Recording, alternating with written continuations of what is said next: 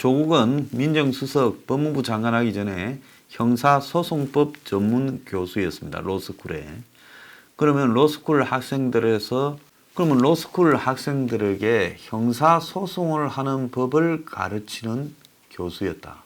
그러면 누가 형사적으로 잘못해서 고소 고발을 당하거나 또 검찰에 의해서 수사받게 됐을 때 뭘 어떻게 해야 되는가 하는 부분에서 가장 잘 아는 사람은 조국일 거라고 봅니다. 이 조국이 8시간 동안 검찰에 출석해서 앉아 있으면서 검찰은 전부 한 번씩만 물었지 2번 안 물었다는데 조국은 일철 답변하지 않고 전면 진술 거부권을 행사하다가 어제 기각을 했답니다. 오후 5시 반까지 조국이 일체 답을 하지 않았다는 거예요. 검찰이 답답해서 어제 오전 조사가 끝난 이후에 오후에 진술 거부권을 행사하고 있다고 이렇게 밖으로 이야기를 했습니다. 그래서 검찰은 웅동학원 사모펀드부터 시작해서 각 부분별로 계속 들어가서 물을 검사들과 100개 항의 이런 질문들을 확보해 놨다 했지만은 수십 페이지에 100여 개가 넘는 항목의 질문을 할 거라고 준비했다 이런 말도 있었는데요. 조국은 일일이 답변하고 해명하는 것이 구차하고 불필요하다. 법정에서 시비를 가리겠다고 진술 거부권을 행사했습니다. 보통 사람 같으면 검찰에 가서 이런 진술 거부권을 가지고 전면 진술을 거부하면 굉장히 불리해질 수 있기 때문에 이렇게 못하죠. 조국은 이름하고 인정신문, 즉 본인의 신상과 관련되는 부분에 대한 질문만 대답을 했고 첫 번째 입시 비리 조사부터 답을 하지 않았다고 합니다. 그러면서 거론된 혐의가 전체 사실과 다르다며 이렇게 거부하고 아마 추가로 검찰의 이런 조사에 응하지 않을 가능성이 매우 크다고 저는 보고 있습니다. 조국이 자신이 법무장관으로 있으면서 사퇴 직전까지 추진한 포토라인 폐지에 1호 수혜자가 정경심이고 2호 수혜자가 조국이 되었습니다. 좀 웃기지 않습니까? 결국은 이 나라의 법은 위인설관 형태로 조국 부부를 위해서 지금 검찰개혁이라는 미명하에 피의자 인권이라는 명목하에 바뀌게 됐습니다. 수십 년간 안 바뀌던 관행이 조국 때문에 바뀐 거예요. 현행 기존의 법무부의 인권 보호를 위한 수사 공보 준칙에는 차관급 이상 공무원, 국회의원 이상 인물, 또 자산 총액 1조 이상의 기업 대표 등은 공적 인물로 이 소환 귀가 시에 이 카메라 앞에 서야 된다는 겁니다. 자, 그런데 조국은 이제 아마 검찰은 조국 수사를 좀 오래 갖고 가려고 하고 여러 차례 더 불러야 되는데 장기화될 수 있겠죠. 조국은 거기에 응하지 않을 거라고 보고 있습니다. 조국에 대한 조사 전략이 앞으로 검찰이 어떻게 나올 건가에 따라 달라질 거라고 보는데요. 정경심과 관련된 조사는 이제 이 오픈 게임이고 저는 조국과 관련된 본 게임은 4대 폭탄이라고 생각을 합니다. 유재수 문제. 지금은 유재수 개인 비리에 집중되는데 유재수의 개인 비리가 지금 기업이 10개라는 거예요. 더 넣을 수도 있을 거예요. 그러면 국장급 공무원이면 높다고 하면 높지만은 저도 옛날에 그런 데 근처에 있어 본 걸로 보면 별것도 아닙니다. 근데 별것도 아닌 공무원 하나가 저렇게 내놓고 자, 다 가져오시오. 내 다 받을게. 이런 뭐 봐줄까 장사를 했다는 거는 간이 배 밖에 나온 거고 간이 배 밖에 나올 때는 배 밖에 나올 만한 일이 있었다는 거죠. 뭔 일이 있어서 간이 배 밖에 나왔을까요? 유재수는 아마 이 정권의 핵심과 관련되는 부분의 일을 봐줬기 때문에 누구도 자기를 못 건드릴 거라는 걸 본인이 너무 잘 알았던 것 같아요. 그러니까 누구도 나를 건드리지 못하는데 내가 좀 받아먹기로 서니 하다가 걸렸잖아요. 그러니까 유재수는 건드리지 마 하고 덮었어요. 자, 그런데 아는 사람도 많으니까 유재수 보고 다른 자리로 좀 이동해가 가가지고 더 좋은 높은 자리 가라. 그래서 국장이 어디로 갔습니까? 민주당 정문위원. 지가 있던 정부 부서를 감시 감독하는 국회 부서로 갔습니다. 국회 정무위원은 정무위의 수석 정무위원이었을까요? 정무위는 금융위원회를 관장하는 그런 국회 기구입니다. 자, 그러다가 지자체 선거가 끝나면 부산 같은 큰 도시에 가서 경제부시장을 맡으면서 거기에 암호화폐하고 관련이 있는 블록체인 특구를 만들어서 또 한 더 땡기라. 뭐 이런 게 아니면 어떻게 이럴 수 있었겠어요?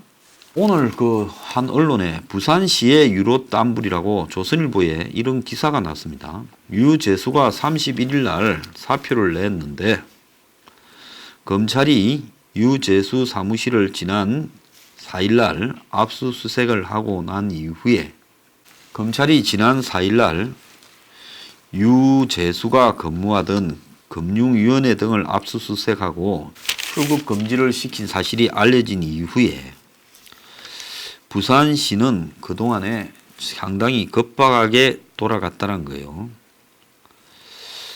업무는 하겠냐? 산송장이다. 서울로 가가지고 검찰 조사에 대비한다는데 이랬는데, 자, 유재수 때문에 부산시 서울본부가 이제 부산시에 서울본부가 있을 거 아니에요. 부산시가 서울에 관련해서 중요한 일을 하는 그런 부분이 부산시 서울본부인데 여기에서 경제부시장 주관으로 재경 부산인사 송년회 밤을 하기로 했다는 거예요. 이미 다 알렸는데 이게 유재수 사태 때문에 취소돼 버렸다는 겁니다. 자, 유재수는 부산시의 2개 실과 7개 국을 총괄하는 역할을 하고 연봉도 1억이 넘는답니다. 공무원 연봉이 1억 넘는 사람이 별로 없지요. 그런데 유재수는 2주 동안에 토요일, 일요일을 제외한 열흘 중 2일간은 휴가, 3일간은 서울 출장을 다녀왔고 출근한 5일도 밖으로 나타나지 않고 집무실에만 있었다는 거예요.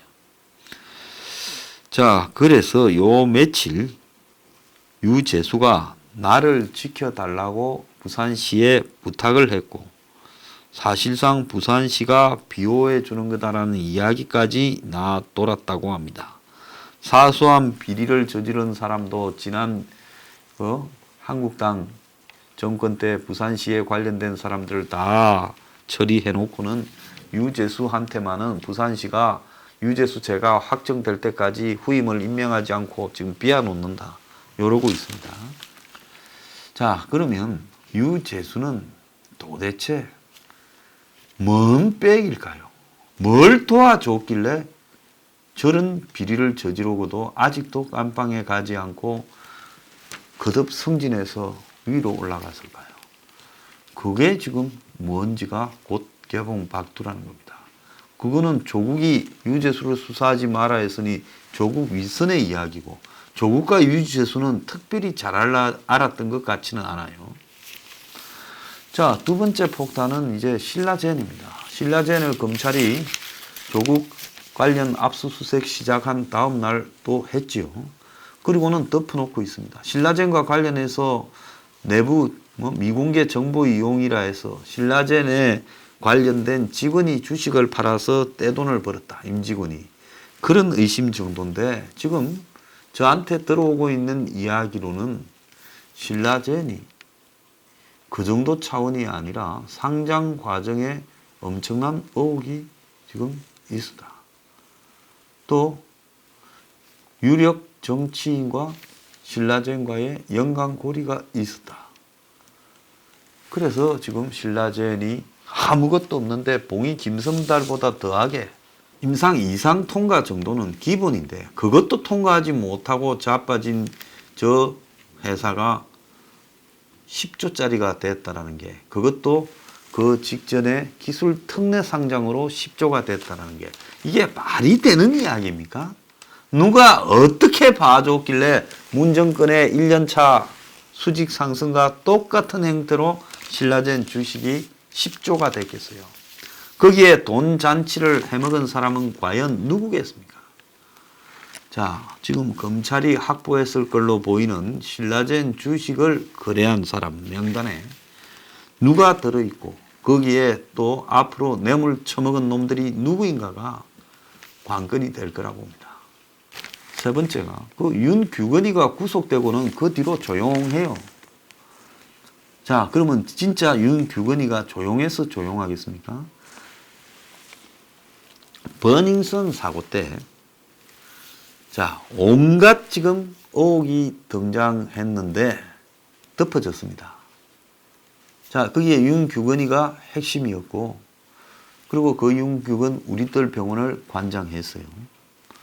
지금 또 한간에 들리는 이야기로는 버닝썬을 통해서 들어온 중국 자본이 지금 상당히 많은 부동산을 사들였고 그런 부분에 권력 핵심이 연관이 되어 있다, 이런 설까지도 돌고 있습니다.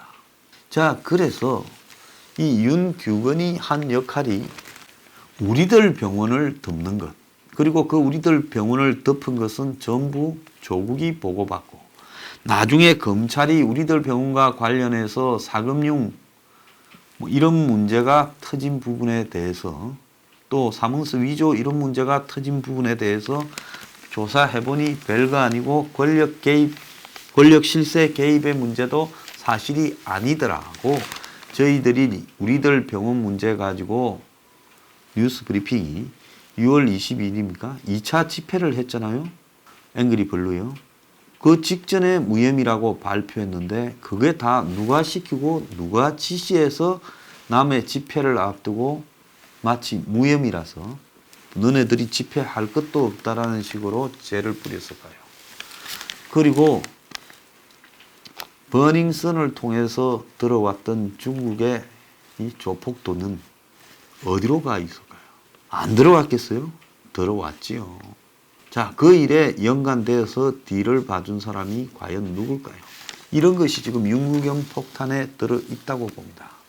이거는 민정수석실에서 검찰에 오다도 떨어졌을 거기 때문에 검찰이 너무 잘할 거라고 보고 있습니다.